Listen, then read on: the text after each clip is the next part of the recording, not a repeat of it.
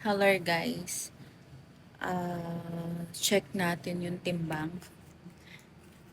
Today is Sunday, August 24, 2025.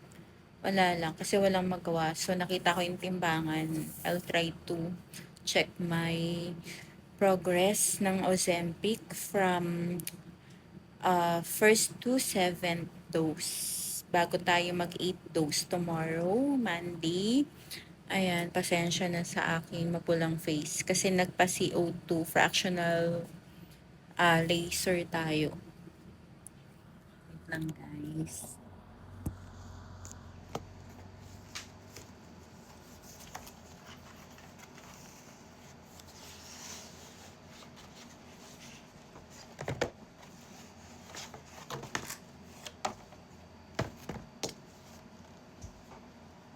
Kinakabahan ako kasi madami akong kain.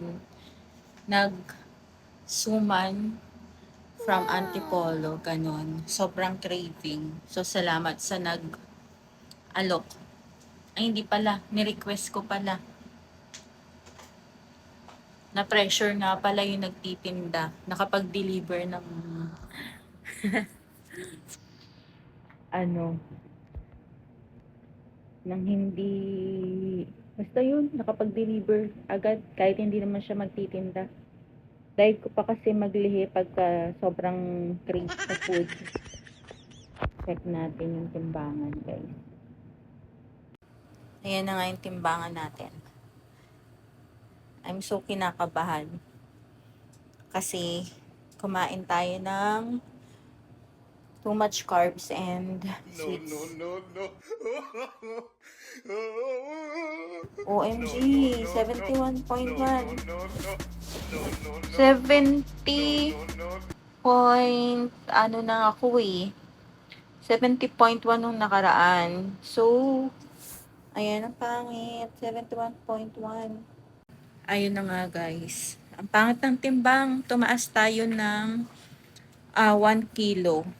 Kasi 70.1 na tayo nung nakaraan. Last week pala. Ayan, pagpasensyahan nyo na yung face ko. Mamula-mula pa siya. Kissable face, ganun.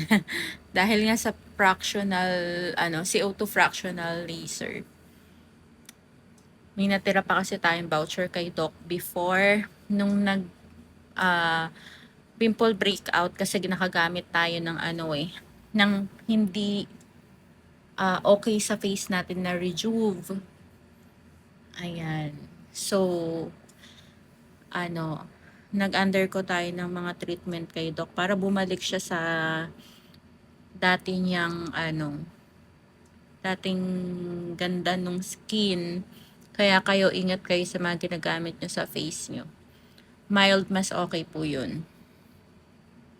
Ayun nga guys, nagtimbang lang ako. Kasi nga medyo na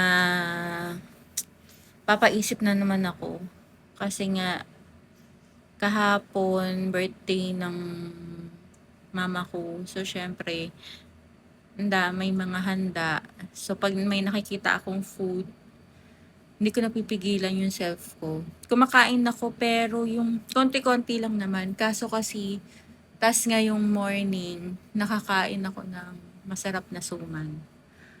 Galing Antipolo. Favorite ko kasi yun. Ayun. So, lungkot ng face. Kasi nadagdagan yung timbang. Ang gusto ko kasi bumaba eh. Umap siya ng isa. So, kailangan ko na naman mag-diet. Kasi, mabilis akong mag-gain ng weight, mabilis din akong pumayat. Ayun. Yun lang guys. Sana mga ilang days, bumaba na sa 70. Bye. Thank you.